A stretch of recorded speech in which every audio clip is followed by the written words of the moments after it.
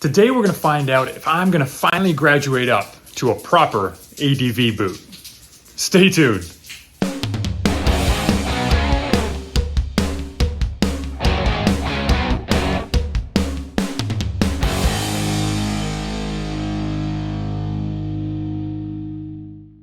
Hey, this is Jay with BeGoneForGood. We do videos all about adventure motorcycling, from the bikes we ride, the gear we use, trips we take, tips, tricks, tutorials, everything under the sun when it comes to adventure motorcycling. You're going to find it on this channel. If you like that sort of thing, subscribe, hit that bell so you get notifications anytime we upload new videos. Today's video is all about my search for a proper ADV boot. Anybody who's been watching the channel for a while knows that I'm a Garin guy. I had the Garin like leather boots basically ever since I started.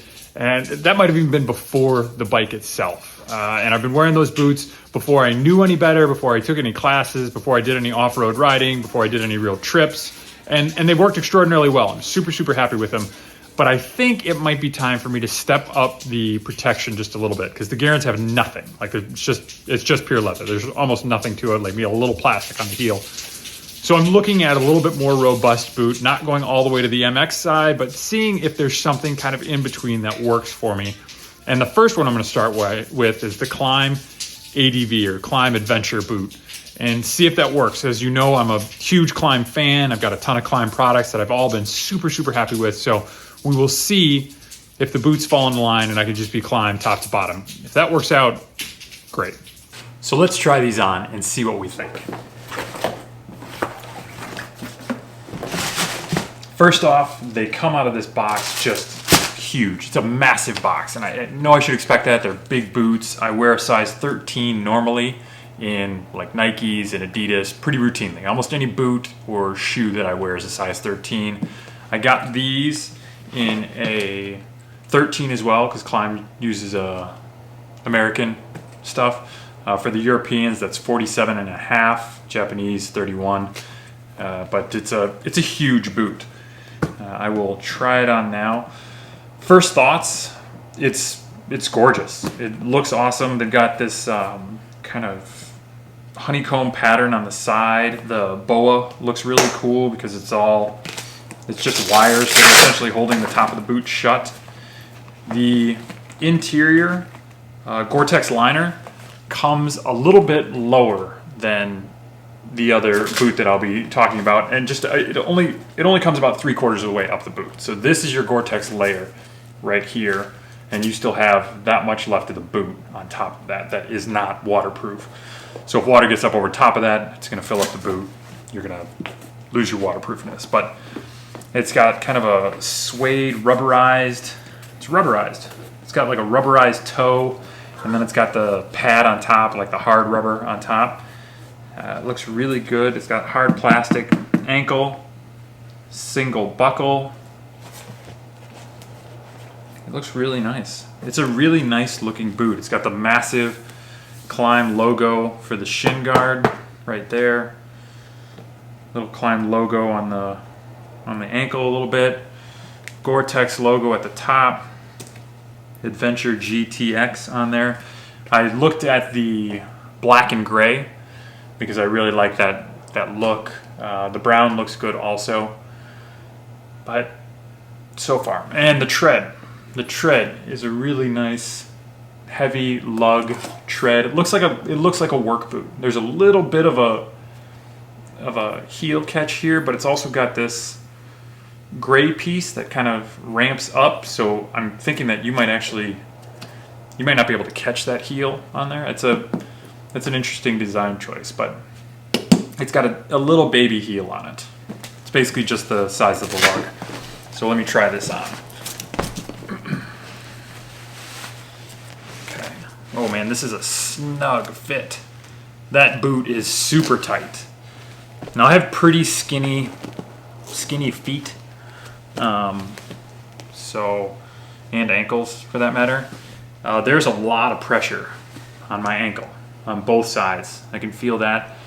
I can move my toes in the box. They're definitely not touching the end of the boot, but there is pressure. There is pressure basically from either side of the knuckles on my toe all the way through like the arch of my foot all the way up into my ankle. it is super tight and I haven't latched anything yet. So let me tighten up the boa with a, tighten it further, there we go. With a clockwise turn. The boa is tightening up. Okay. Yep, I can feel that cinching down. Okay, that tightens up nicely as well. And then the latch, let's tighten that up a little bit. Okay. Ooh, ooh. Okay, so when I tighten that latch, there's a piece, it's right underneath the latch, that I can feel digging into my foot. Yep, it's at the point where that latch catches, and it's right on the side of my foot, and I can feel a pressure point. I do not like that. That's not going to work. The latch is not tight.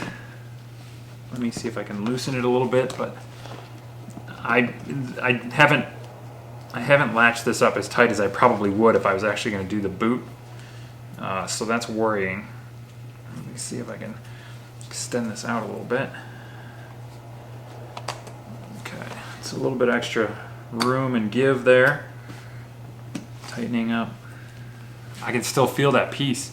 Anytime I flex my foot upwards, when I move up like this, I can feel that piece digging into my foot, and it's not a little bit. Now, it's not sharp, but it's definitely resting right up against the side of the bone on the outside of my foot. That's gonna be impossible. As I flex my foot forward further, it gets worse. In fact, there's ones that appear up near the joint of my toe as well. Yeah, that's an immediate stop right there. I mean, if I rotate my foot at all in either direction, it's a sharp dig in. It hurts to have it on. That's really disappointing. Now, to be fair, I'm coming from a Gairn, like all leather boot with almost no protection on it at all. So it's possible that I'm just not used to a tighter, more robust adventure boot, but this is not good. And again, maybe it's just an individual's foot difference. You might be able to get into this and feel just fine, but I'll tell you right now,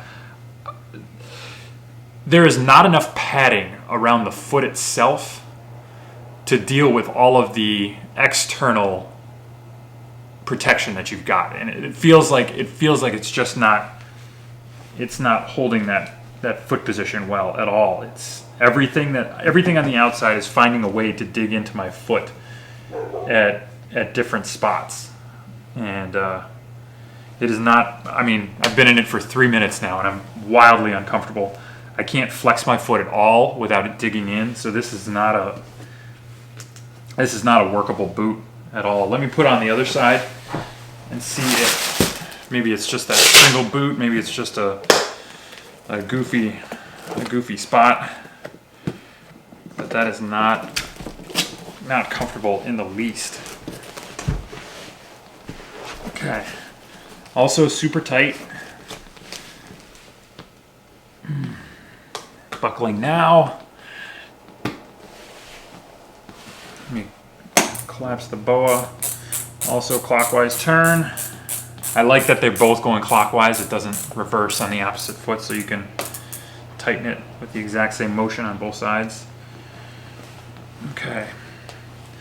Now on the left, I've got a lot of the same pressure points. As my ankle comes down, it holds around the ankle really nicely, and I can feel a little bit more room in the heel, but then it tightens up again around the outsides of the foot, going all the way out, and my toes can move, but it's a really tight hold on the entire foot, and it feels like it's a tight hold, but not in a secure way. It's a tight hold in almost a pinching way. I do I don't feel the outside buckle on this one nearly as much, if at all. I don't feel it really at all. But the rear does pinch around my ankle quite a bit. Now, if this was the only boot I was feeling this in, if it was only the left side that I was feeling, I could think that maybe I'm just not used to an adventure boot. But the right side is uncomfortable. The left side I think I could get used to. I think the left side is just the left side feels kind of like a ski boot. It's got a little bit more flex going forward and backward. Zero flex going side to side, really. It's got a little bit more flex going forward to backward than a ski boot would, but it is super tight compared to my current boots, which is understandable. That makes sense. I get that. I kind of expected that coming in. My right side is starting to heat up. Those pressure points are starting to become painful. So the left is workable. I don't know if I enjoy the lack of flexion in there. So the thing I think I can recognize in both sides of this that might become problematic through longer wear is that because there's so little flex in the top of the boot, I find that my leg actually moves forward in the tube of the calf, so that the front of my leg is pressing against the edge of the boot, and the edge of the boot is pressing back against the front of my leg because it won't flex with my leg. It just holds it there, which I guess could be good in some circumstances, but it seems like having that hinge a little bit more so that where my body naturally can bend at the ankle, the boot allows it to bend and not press into my leg because it's bending, if that makes sense. Especially if you ride heels down on your pegs at all, the front of your leg is going to touch this boot and kind of rub up against this boot quite a bit. Now, I wear pretty high socks, so I don't know that would be an issue normally, but the boot is not moving with my body. My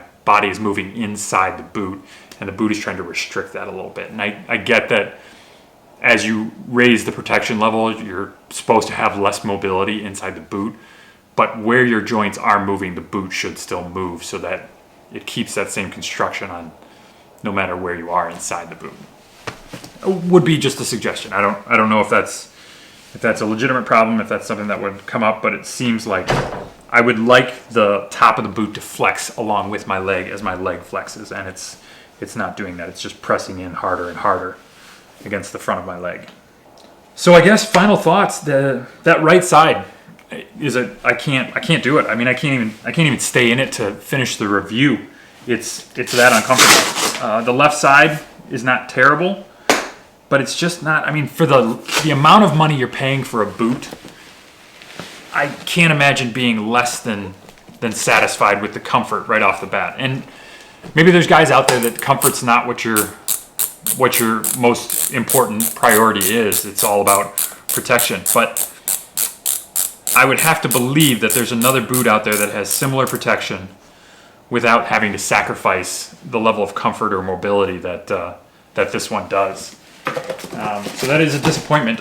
Again, I'm a huge Klim fan, so anybody out there that thinks that this is just a hater video, I love Klim. I wanted to like this boot. I think the looks of it are incredible, and I would have been really happy to be able to wear this boot long term.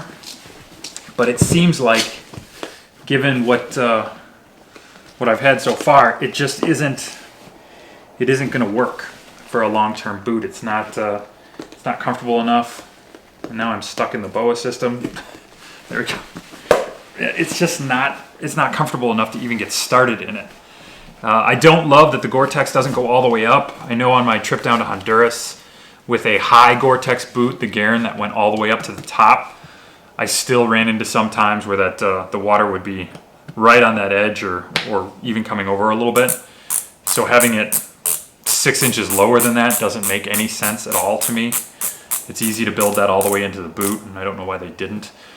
Yeah, this is a disappointing showing from Klim. I wish I would have seen better on this one, but again, everybody's feet are different.